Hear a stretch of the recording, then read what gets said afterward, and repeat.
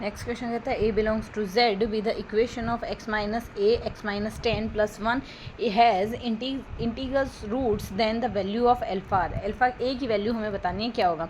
ए एक तो हमारे पास पूर्णांक है, साथ ही इसके जो रूट है वो भी पूर्णांक आ रहे हैं, तो हमारे पास यहाँ से ए के लिए ऑप्शंस हैं। ए के लिए 10 8 12 10 12 8 और 9 11 है, तो यहाँ से 10 2 में है, 8 भी 2 ऑप्शन में और 12 भी 2 ऑप्शन में, तो इन्हीं 3 ऑप्शन को पहले तो हम चेक करके देख लेते हैं। अब हम यहाँ से वैल्यू लेके देखते हैं। जैसे ही हम a बराबर 10 लेके देखते हैं, इस इक्वेशन से हमारे पास ये वैल्यू आएगी। एज वी कैन सी 101 हमारे पास यहाँ से प्राइम नंबर है, इसके फैक्टर्स नहीं हो सकते, तो यहाँ से ये तो एक रूट हमारे पास पूर्णांक बनाएगा नहीं। अब a को अगर 12 लेते हैं तो हमारे पास ये इक्वेशन आएगी। यहाँ से ये x माइनस 11 का होल स्क्वायर है, तो x माइनस रूट आगे 11 11, तो यहाँ से 12 एक रूट होगा पर 10 रूट नहीं।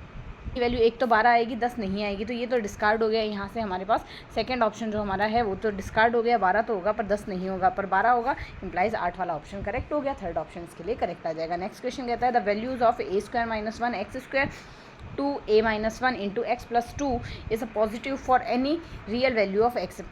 तो यहाँ से एक्स की वैल्यू बतानी क्या होगी, तो यहाँ से इसके लिए पॉजिटिव अगर आ रहा है तो एक तो इसकी कंडीशन होती है जो ए है, a x square plus b x plus c equals to वाली 0 वाली इक्वेशन में ए की वैल्यू एक तो ग्रेटर देन 0 आनी चाहिए, साथ ही बी स्क्वायर माइनस 4ac हमारे पास 0 आना चाहिए।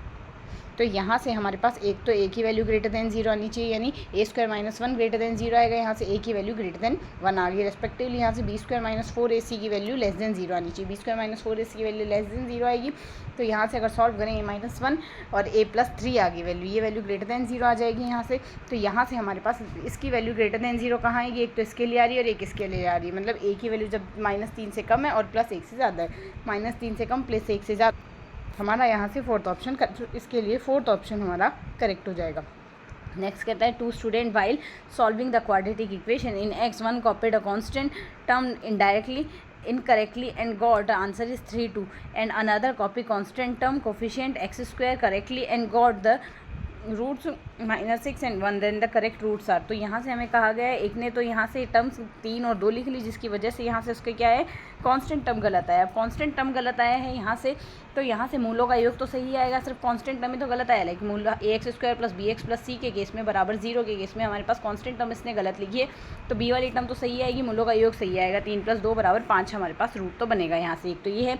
और साथ ही हमारे पास इसके लिए क्या कहा है, और दूसरे ने यहाँ से एक्स स्क्वायर के गुणांक को तो सही लिखा है, पर यहाँ से इसने कांस्टेंट टर्म तो सही लिखी है, एक्स स्क्वायर के गुणांक को सही किया है, उसके बाद इसके रूट्स ही आ गए -6 और 1।